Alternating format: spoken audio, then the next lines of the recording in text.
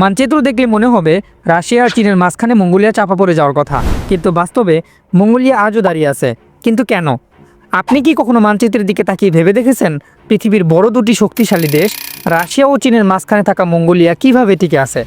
Mongolia একটি স্থল বেষ্টিত দেশ যার কোনো সমুদ্রপথ নেই এবং জনসংখ্যা তুলনামূলকভাবে কম। তাহলে প্রশ্ন আসে, এত শক্তি থাকার পরেও রাশিয়া ও চীন মঙ্গোলিয়াকে কেন দখল করে নেয়নি? রাশিয়া ও চীনের মাঝে মঙ্গোলিয়া কিভাবে টিকে আছে? এর ইতিহাস আপনি যেভাবে ভাবছেন তার থেকেও অনেক বেশি জটিল। প্রথমত, মঙ্গোলিয়া মোটেও ছোট দেশ নয়। মঙ্গোলিয়া বাংলাদেশের থেকে প্রায় 10 গুণ বড়। এটি বিশ্বের 18তম বৃহত্তম দেশ, এমনকি ফ্রান্স ও জাপানের থেকেও বড়। অথচ দেশটির জনসংখ্যা মাত্র 30 লাখ। তাহলে এত বড় একটি দেশ দুই শক্তিধর প্রতিবেশীর মাঝখানে থেকেও কিভাবে টিকে আছে? শুরু করি ভৌগোলিক দিক দিয়ে। মঙ্গোলিয়ার ভূপ্রকৃতি মরুভূমি ও পাহাড় অত্যন্ত কঠোর ও দুর্গম। এখানে রয়েছে গোবি মরুভূমি, আলতাই ও খাইগাই পর্বতমালা, প্রচণ্ড শীত ও বিশাল শূন্য প্রান্তর। এই চরম আবহাওয়া ও দুর্গম ভৌগোলিক অবস্থান মঙ্গোলিয়াকে আক্রমণের জন্য অত্যন্ত কঠিন করে তুলেছে। ঐতিহাসিকভাবেও যেন মঙ্গোলিয়াকে জয় করা অনেক কঠিন ছিল, এমনকি কেউ জোর করে দখলে ধরে রাখবে এটা আরও কঠিন ছিল। ইতিহাসের আরও বড় একটা কারণ হলো, একসময় এই মঙ্গোলিয়াই ছিল পৃথিবীর সবচেয়ে ভয়ঙ্কর শক্তি। হ্যাঁ, চেঙ্গিস খান ও মঙ্গোল সাম্রাজ্য কোরিয়া থেকে শুরু করে ইউরোপ পর্যন্ত শাসন করেছিল এই মঙ্গোলিয়া।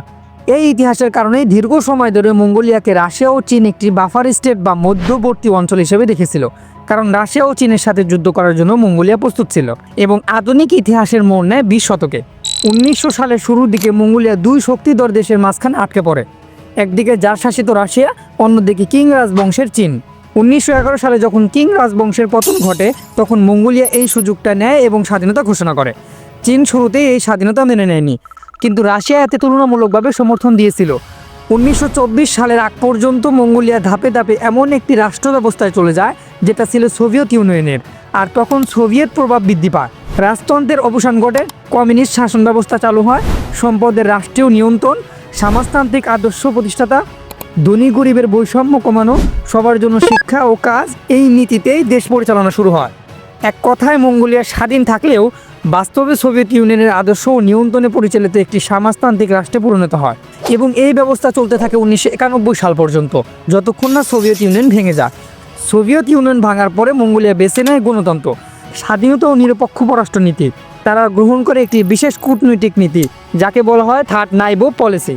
এই নীতির মাধ্যমে মঙ্গোলিয়া শুধু রাশিয়া ও চীনের উপর নির্ভর না করে যুক্তরাষ্ট্র, জাপান ও ইউরোপের দেশগুলোর সঙ্গে সম্পর্ক গড়ে তোলে, যাতে শক্তির ভারসাম্য বজায় থাকে।